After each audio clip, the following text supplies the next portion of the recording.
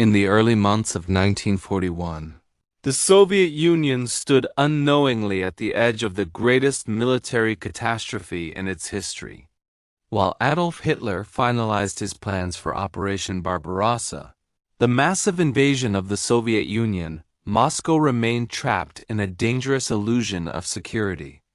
At the center of this crisis was General Georgy Konstantinovich Zhukov, the newly appointed chief of the Soviet General Staff. Zhukov was one of the few senior commanders in the Red Army who combined first-hand combat experience with a modern understanding of mechanized warfare. What he saw developing along the western borders of the Soviet Union convinced him that war was not a distant possibility, but an approaching certainty. Zhukov's concerns were rooted in observable reality, not speculation.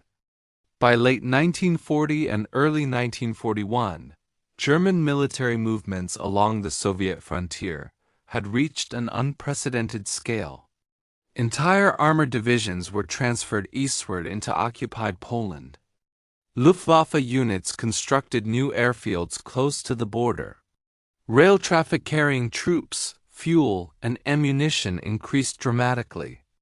German engineers improved roads and bridges capable of supporting heavy armor. To Zhukov and the General Staff, these were not defensive measures. They were unmistakable preparations for a large-scale offensive. At the same time, Soviet intelligence was producing a steady stream of alarming reports. Border troops reported repeated German reconnaissance patrols crossing Soviet territory. Luftwaffe aircraft violated Soviet airspace with increasing frequency. Military attaches in Berlin warned that German planning was focused eastward. Even more critically, Soviet foreign intelligence agents delivered precise and consistent warnings.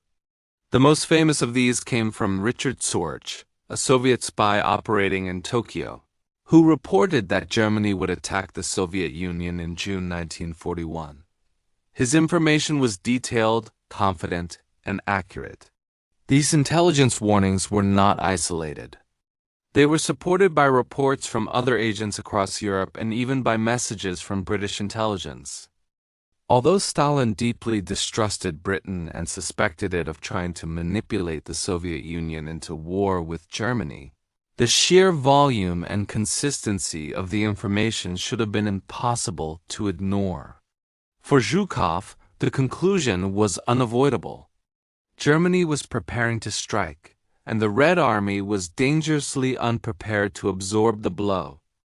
Zhukov worked closely with the People's Commissar for Defense, Marshal Semyon Timoshenko, to present these findings to Joseph Stalin. Their recommendations were careful and professional. They did not advocate launching a preemptive attack, nor did they call for full mobilization that might alarm Berlin. Instead, they urged basic defensive precautions, placing frontline units on heightened alert, dispersing aircraft to reduce vulnerability, reinforcing defensive positions, and preparing reserves for rapid deployment. These were standard military measures designed to reduce the impact of a surprise attack. Stalin rejected these proposals repeatedly. His reasoning was shaped less by military logic and more by political fear. Stalin was convinced that Hitler would not open a second front while Britain remained undefeated. He believed that Germany still needed Soviet raw materials and that a war in the East would come later, not in 1941. Even more importantly, Stalin suspected that many intelligence reports were deliberate provocations intended to push the Soviet Union into a premature conflict. He saw deception everywhere, in foreign governments, in intelligence agencies, and even within the Red Army itself.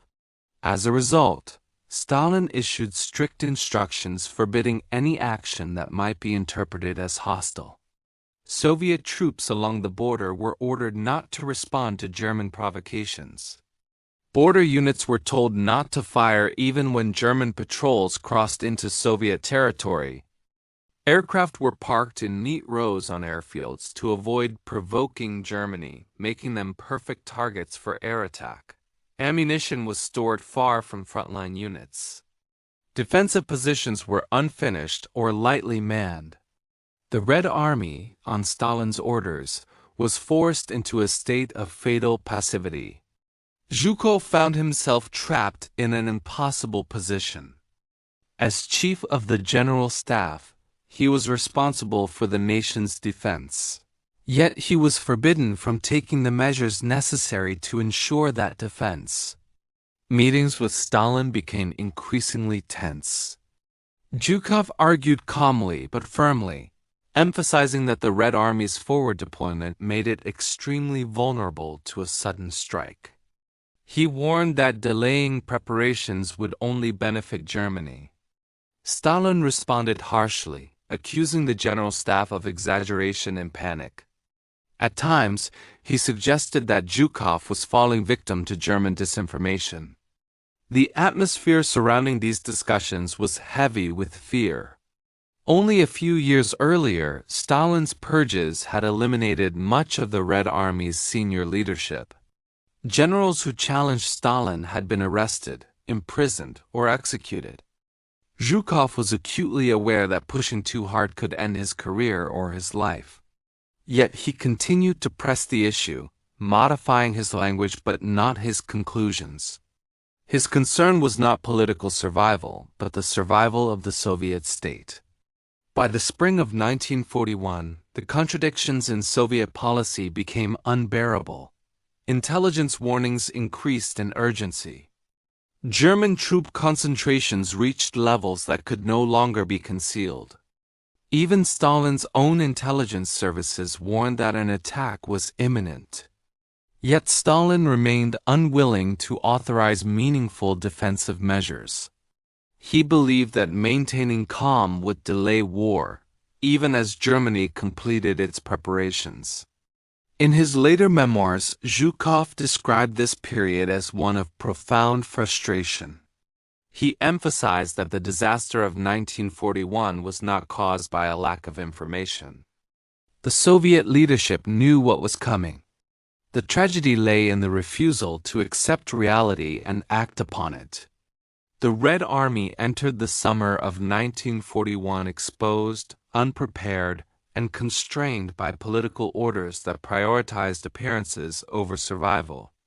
On the night of June 21, 1941, just hours before the invasion, Zhukov and Timoshenko finally persuaded Stalin to authorize a limited alert directive. Even then, the order was vague and cautious, emphasizing restraint and avoiding provocation.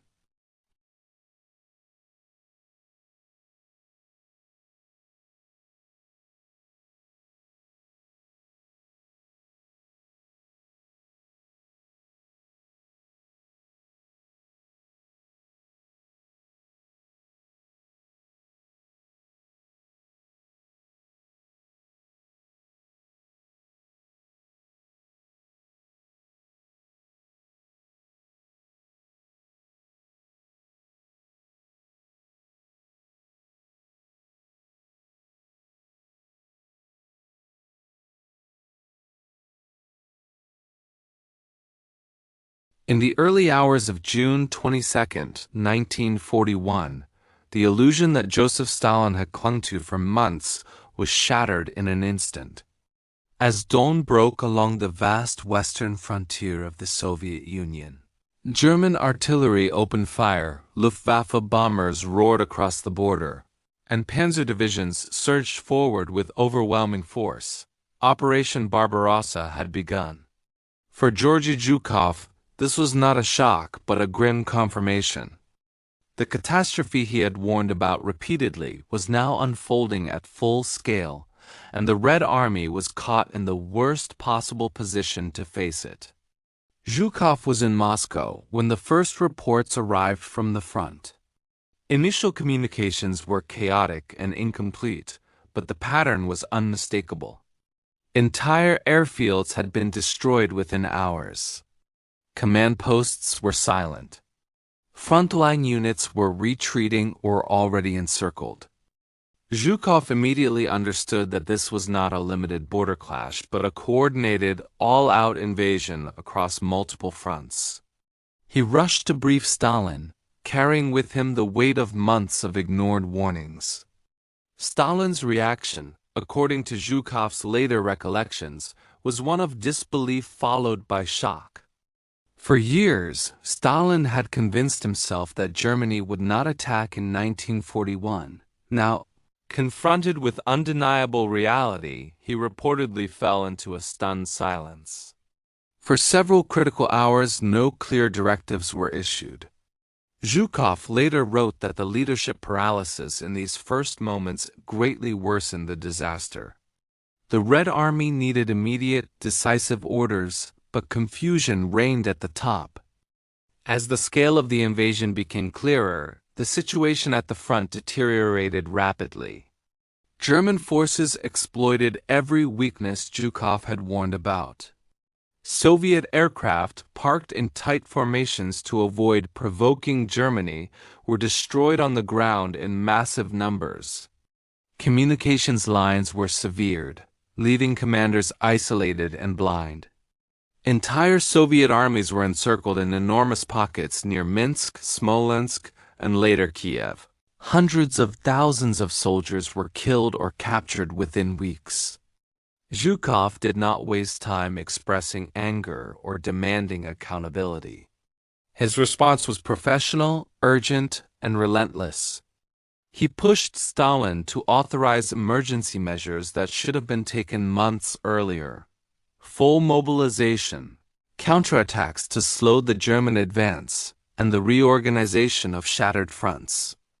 Although Stalin now had no choice but to listen, the damage was already catastrophic. The Red Army was fighting not just the Wehrmacht, but the consequences of political denial. In meetings during these first days, Zhukov spoke plainly, though carefully. He did not openly accuse Stalin of responsibility, but the truth was evident in every report he delivered. According to Zhukov, Stalin briefly fell into despair, at one point questioning whether the Soviet state itself could survive the blow. Zhukov, despite his internal bitterness, focused on restoring order. He understood that personal confrontation would solve nothing. Survival now depended on action. Within days, Zhukov was sent away from Moscow to the most critical sectors of the collapsing front. Wherever the situation was most desperate, Zhukov was dispatched. He imposed strict discipline, reorganized remnants of destroyed units, and demanded resistance even when the odds were overwhelming. His leadership style was harsh but effective. Zhukov believed that retreat without resistance would only accelerate collapse. Under his command, counterattacks were launched not to achieve victory, but to buy time. Yet beneath his relentless activity lay a deep and lasting frustration. Zhukov knew that the courage of Soviet soldiers was being wasted by failures at the highest level. Men were fighting heroically, often without ammunition, air support, or clear orders. In later years, Zhukov emphasized that the disaster of 1941 was not the fault of the rank-and-file soldier. It was the result of strategic blindness imposed from above. As the German advance continued, Stalin's leadership style shifted dramatically. Fear and denial gave way to ruthless control. Commanders were dismissed, arrested, or executed for failures that were often unavoidable. Zhukov himself narrowly avoided political disaster on several occasions. His blunt assessments and refusal to hide reality made him dangerous in a system that valued obedience over truth. Still, Stalin could not afford to lose Zhukov. He needed capable commanders, and Zhukov was among the best. Zhukov's bitterness towards Stalin's earlier decisions was never expressed in emotional outbursts. Instead, it appeared in his later reflections and memoirs, written with careful restraint. He noted repeatedly that the Soviet Union had possessed sufficient intelligence to anticipate Barbarossa, The tragedy, he argued, was that this intelligence had been dismissed or suppressed. The result was a preventable catastrophe that cost millions of lives. One of Zhukov's most telling observations concerned readiness. He wrote that the Red Army did not lose in 1941 because it lacked strength, but because it was denied the chance to prepare properly. Divisions were incomplete, reserves untrained, and defensive positions unfinished, not because of incompetence, but because of political orders forbidding preparation. This, Zhukov implied, was the true crime of the pre-war period. Despite everything, Zhukov remained loyal to the Soviet state. He did not seek revenge or public condemnation. His focus remained on defeating the enemy. Over time, his leadership contributed to stabilizing the front, culminating in the defense of Moscow later in 1941. That victory, however, did not erase the memory of how close the Soviet Union had come to total collapse. After the war, when Zhukov finally recorded his experiences, his words carried the weight of lived truth. He avoided dramatic accusations, but the message was clear. Absolute power, when combined with fear of contradiction, had nearly destroyed the country. Stalin's refusal to listen to military expertise had turned warning into tragedy. What Zhukov said, when Stalin overruled his defense against Barbarossa, was not a single sentence or dramatic confrontation. It was a series of warnings, reports, and restrained arguments that history later confirmed as correct. His silence in the moment was not agreement, but survival. His bitterness was not personal, but professional, the bitterness of a commander who knew disaster was coming and was powerless to prevent it.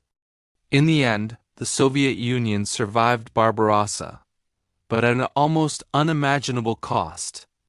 Zhukov emerged as one of the architects of ultimate victory, yet the shadow of 1941 never left him.